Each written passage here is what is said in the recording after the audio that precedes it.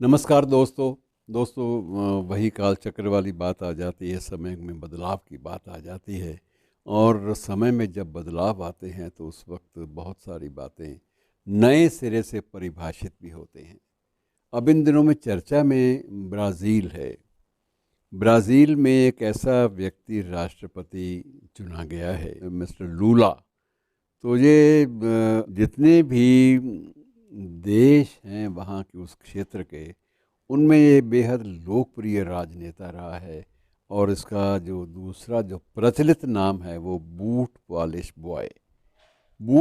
Boy के रूप में इसे जानते हैं लोग। और अब चर्चा जब होती है इसके नाम की वहाँ ब्राज़ील में, तो यही कहा जाता है कि बूट पॉलिश बॉय फिर से राष्ट्रपति बन गया।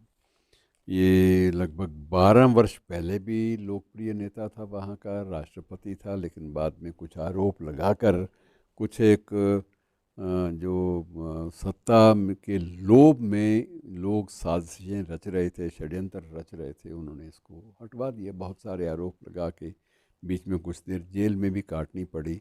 लेकिन ये एक अब सारे तथ्य जो हैं उनके सामने जब आए हैं लोगों के सामने, तो ये दुनिया के दबे कुचले और पिछड़े हुए और गरीब लोगों के प्रतिनिधि के रूप में उभरा है एक व्यक्ति, जो विशेष रूप से उसकी लोकप्रियता जो है वो इतनी ज़्यादा चरम पर है कि 2006 तक तो राष्ट्रपति पद के चुनाव वो आसानी से जीतता रहा, और 2002 और 2010 तक अपने देश का राष्ट्रपति भी वो जो पद पे रहा, तो उसने भी नक्शा बदलने का, अपने देश का नक्शा बदलने का प्रयास किया, एक नई अर्थव्यवस्था को जन्म दिया।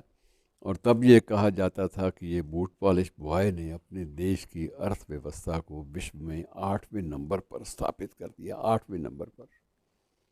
और उसके बाद अचानक परिस्थितियाँ, राजनीति है, परिस्थितियाँ राजनीतिक ऐसी करवट लेती हैं, ऐसा पलटा खाती हैं कि वो फिर सड़कों पर आ गए।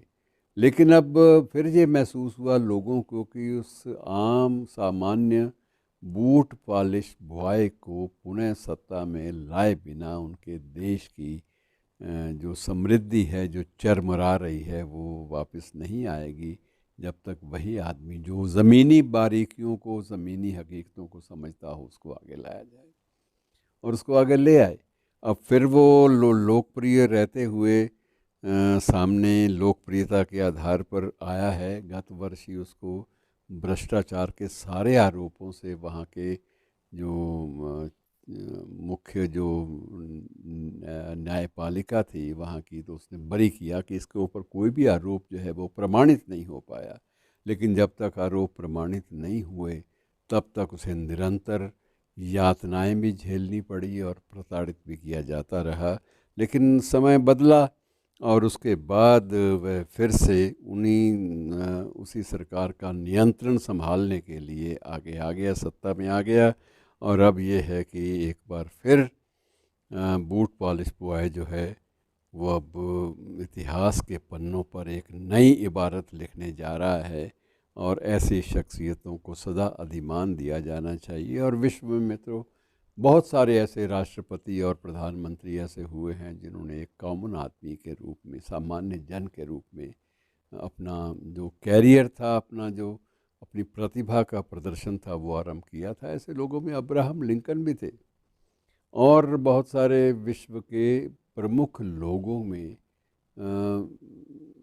ऐसे लोग भी थे कि जो नीचे से कहते थे कि ये आदमी फर्श से उठा है और अर्श तक जा पहुंचा है। तो फर्श से अर्श की दास्तान, अर्थात निचले स्तर से लेकर शिखर तक जाने की जो दास्तान है, वो इबारत, उस दास्तान की इबारत बहुत सारे लोगों ने लिखी है मित्रों। लेकिन जूझना आना चाहिए, जूझने के लिए एक संकल्प चाहिए। जिन्होंने भी संकल्प लिया, उसका पालन किया, वो सफल रहे। और वो जो एक बात, पुरानी जो कहावत है, उसको भी स्वीकार किया जाना चाहिए कि जब कोई भी मनुष्य, ये धर्मवीर भारती का वाक्य है कि अंधा युग में है, कि जब कोई भी मनुष्य अनासक्त होकर चुनौती देता है इतिहास को, जब कोई भी मनुष्य अनासक्त होकर चुनौती देता है इतिहास को, उस दिन नक्षत्रों की दिशा बदल जाती है। शुक्रिया।